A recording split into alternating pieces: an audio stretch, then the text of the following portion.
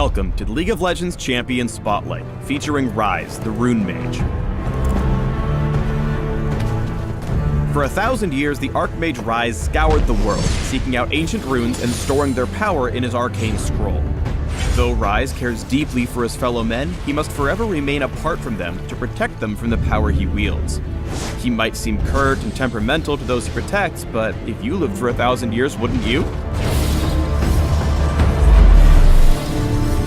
The world may have forgotten the horrors unleashed by the Rune Wars, but Ryze remains vigilant.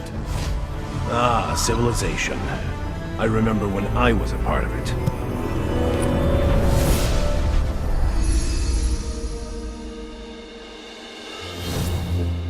Ryze's passive is Arcane Mastery. It makes his spells do additional damage based on his bonus mana, and also increases his max mana by a percentage of his ability power.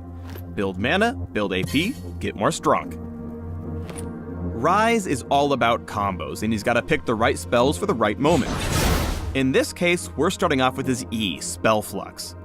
It deals magic damage to a target and marks it with Flux. All Ryze's other spells have bonus effects on fluxed up targets, and we'll talk about those in a second. For now, we want to talk about the two ways you can cause Flux to spread to nearby units.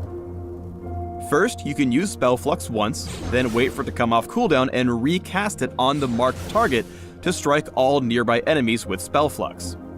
Alternatively, killing a Flux target using any of Ryze's spells also causes Spell Flux to spread to nearby enemies. You've got nothing. When farming in lane, use Spell Flux to whittle down whole waves at once. If your lane opponent steps too close, you can use the little guys to spread the Flux. Win early trades by continuously giving them the blue business. I'm hunted by things far worse than you. Since we started with Ryze's E, we might as well move backwards. Ryze's W is Rune Prison. They never learn. Point, click, root your opponents to deal magic damage. Use Rune Prison on a Flux target to consume Flux and increase the duration of the root. The range on Rune Prison is pretty short, so you'll need to be ready to commit before using it. Save it for when your opponent is caught out, then lock him down, move in, and extinguish him.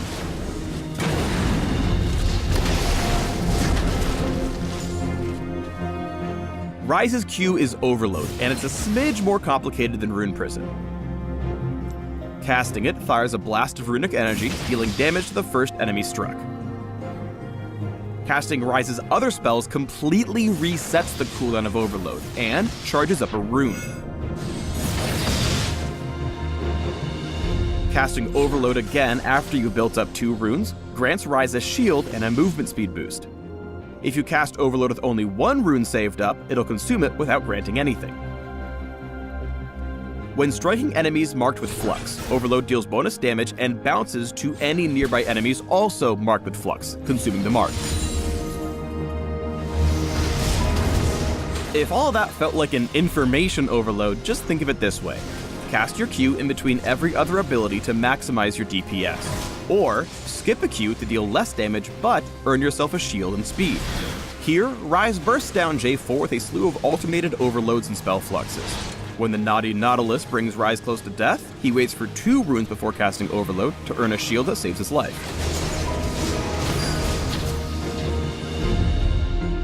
Ryze's ultimate is the thing that turns him into more of a team player.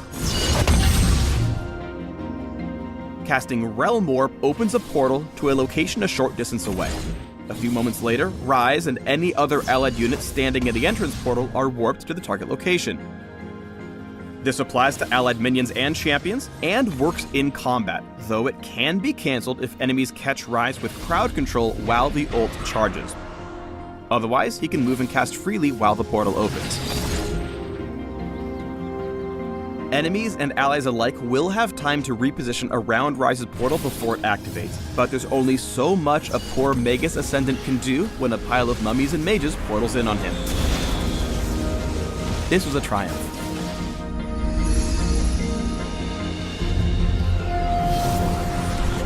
Ryze's combos are great for bursting down lone opponents, but his wave clear isn't half bad either if you know how to combine his spells. Here, Ryze preps the wave by executing 1 minion using his E, automatically spreading spell flux to half the wave. He waits for his E to come back up, then uses it on a fluxed minion to tag the rest. A final overload blows them all up. Hang on. Archmage business. When you find yourself in a tough spot, here's a combo that'll get you out. Drop a spell flux on whatever creepy sheep person might be chasing you, then follow it up with a rune prison for the extended route. Fling out an overload to swap in those sweet runes for a shield and some move speed. Then GTFO. When you need to drop tons of damage reliably, QWQEQ is the combo you need. Ryze starts with his Q, followed by a rune prison to lock Karthus down, resetting overload. Ryze boosts his third overload with spell flux for increased damage. With no more spells left to cast, the Deathslinger is sent back to the underworld where it's much harder to get CS.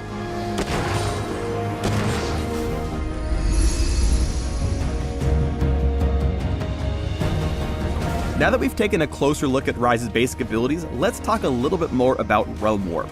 Sometimes Ryze's best play is to cut his losses and ult the heck out. After securing the Infernal Drake, Ryze's team is about to get smashed, so Ryze Realm Warps away. Don't be like this Sona. She could have flashed into the portal and actually lived. Realm Warp is more likely to hurt your team than help them if they're not paying attention. Here, Ryze wanted to give Lucian a quick getaway, but Malphite was ready to go in, so instead of getting some help from an unstoppable force, Lee Sin got left alone. Some say he's still tilted. When your teammates sync up though, Realm Warp can easily win a fight. Ryze ults to deliver Aurelia to the backline, where she promptly dumpsters face. Although Ryze wound up taking a few years worth of crowd control from Annie and Vayne, his party portal ended up with a double kill. Huge success. Realm Warp's range is limited, but you can use it to catch teams mid-rotation with a brutal surprise attack. Here, Ryze brings Kennen and Amumu into the perfect spot to pop their ultimates. He then locks down Graves for the kill and activates his shield, blocking the poke from the fleeing Xerath. With Jhin and Xerath out of reach, he turns to finish off the rude Renekton chomping on his team's backline.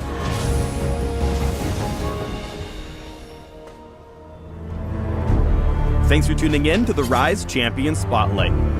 I thought that guy would never stop talking.